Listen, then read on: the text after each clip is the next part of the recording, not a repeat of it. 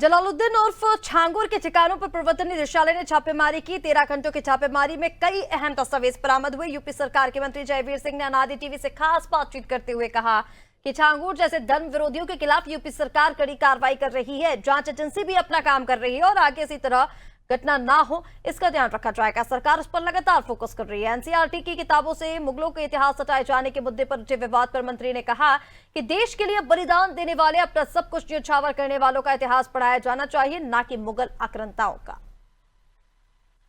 बलरामपुर के उतरौला में लगातार ईडी ने 13 घंटे तक छापेमारी की। कई महत्वपूर्ण दस्तावेज हाथ लगे और बताया ये जा रहा है कि छांगुर उर्फ जलालुद्दीन के नेटवर्क पूर्व आईपीएस और कई नेताओं से हैं, जिसने धर्मांतरण का पूरा खेल रचा। बात करने के लिए हमारे साथ यूपी सरकार के मंत्री जयवीर सिंह जी हैं।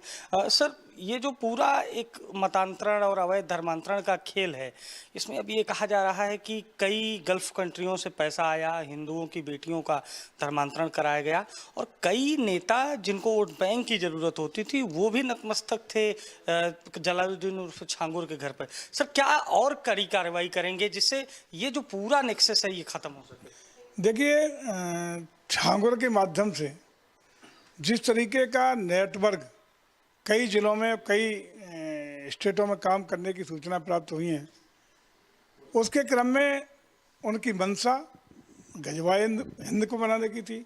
उनकी मंशा इस्लामिक स्टेट बनाने में इंटरेस्ट थी। उनका पूरा जो मंसूबा था उसको नाकाम करने का काम पूरी तरह किया जाएगा। उनके नेटवर्क की पूरी इन्वेस्टिगेशन, पूरी जांच भारत सरकार की विभिन्न एजेंसियां और राज्य सरकार की एजेंसियां, पुलिस प्रशासन कर रहा है।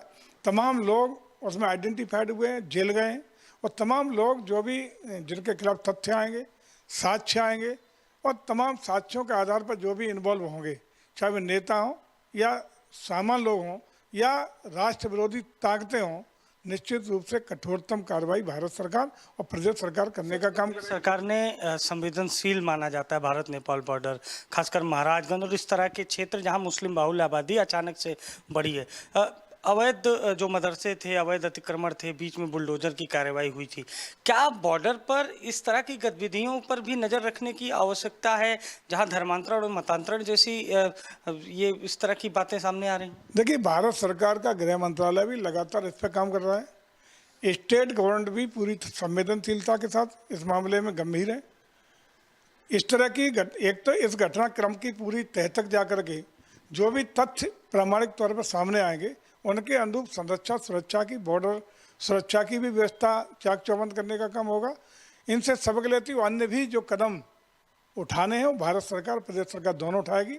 लेकिन किसी भी तरीके से राष्ट्र विरोधी ताकतों के मंसूबों को ध्वस्त करने का, कुचलने का काम हमारी सरकारें करेंगे। विपक्ष चुप है इस बड़ी घटना पर, क्या माना जाए? क्या जलालुद्दीन उर्फ छांगुर अल्पसंख्यक समुदाय से इस वजह से विपक्ष नहीं बोल रहा है?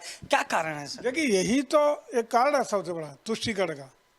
उनका वोट बैंक उन्हें दिखाई पड़ता है हर चीज़ में। उन्हें चाहे राष्ट्र के खिलाफ कुछ भी हो उसमें भी उन्हें वोट बैंक की खुशबू नजर आती है।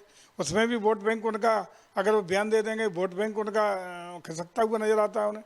तो जानबूझ करके ऐसे जो राष्ट्र हित के मामले हैं, जो राष्ट्र रिलेटेड हैं, जो देश की सुरक्षा से जुड़े हुए मामले हैं, उनमें भी विपक्ष चुप्पी मारने का काम करता है। ये बहुत गंभीर बात है। मुझे लगता है कि राष्ट्र प्रथम की भावना सबको काम करना चाहिए। राष्ट्र मजबूत रहेगा, राष्ट्र एकता के साथ ताकतवर होगा, तभी राजनीति होती रहेगी, तभी दल और राजनीति होती रहेगी। सत्ता आती रहेगी, जाती रहेंगी, लेकिन राष्ट्र सर्वोपरि है। राष्ट्र की ताकत, राष्ट्र की एकता, राष्ट्र की अखंडता और राष्ट्र किस तरह हमारा एकजुट रहे, ये हम सब राजनीतिक दलों की जिम्मेदारी है। ये सारे राजनीतिक विरोधी दलों को भी समझना चाहिए। आखिरी सवाल है सर, आक्रांता अकबर महान या फिर राणा प्रताप, इसको लेकर एक बार फिर से चर्चा है। कहा यह जा रहा है कि अकबर महान की जो उल्लेख किया गया है पाठ्यक्रमों में उसे हटाया जाएगा। इसको लेकर भी सियासत हो रही है। कौन महान सर, आपसे जानना चाहते हैं, अकबर या महाराणा? आक्रांता कोई मान हो सकता है क्या? इतना निश्चित है कि ठीक है, अगर उनका कार्य व्यवहार ठीक रहा है तो उसकी बात आनी चाहिए। इतिहास को हम पढ़ नहीं सकते। जो आक्रांता रहे, जिनका राज रहा और अपने राज में किस तरह का व्यवहार जनता या आम शोहरत उसकी क्या रही, वो आना चाहिए। लेकिन जिन लोगों ने अपने सर्वस्व बलिदान, त्याग, न्यौछावर करने का काम राष्ट्र के लिए किया हो, राष्ट्रमित्र किया हो, तो आक्रांताओं से और राष्ट्रभक्तों के बीच में क्या तुलना की जा सकती है? क्या इतिहास पुनर्लेखन का दौर माना जाए इसे? पुनर्लेखन नहीं हो रहा, लेकिन जिनका इतिहास दबाने का, तोड़ मरोड़ के प्रस्तुत करने का काम हुआ है, उनको इतिहास में जगह मिलने का काम हो रहा है। और निश्चित रूप से ऐसे लोगों को सम्मान और इतिहास में जगह मिलनी चाहिए, उचित स्थान मिलना चाहिए। तो देखिए, उचित स्थान मिलना चाहिए जिन्होंने देश की स्वाधीनता के लिए और देश को बचाने के लिए लड़ाई लड़ी है, ये कहना यूपी सरकार के मंत्री जयवीर सिंह का। सहयोगी जितेंद्र के साथ अभिषेक शर्मा, लखनऊ।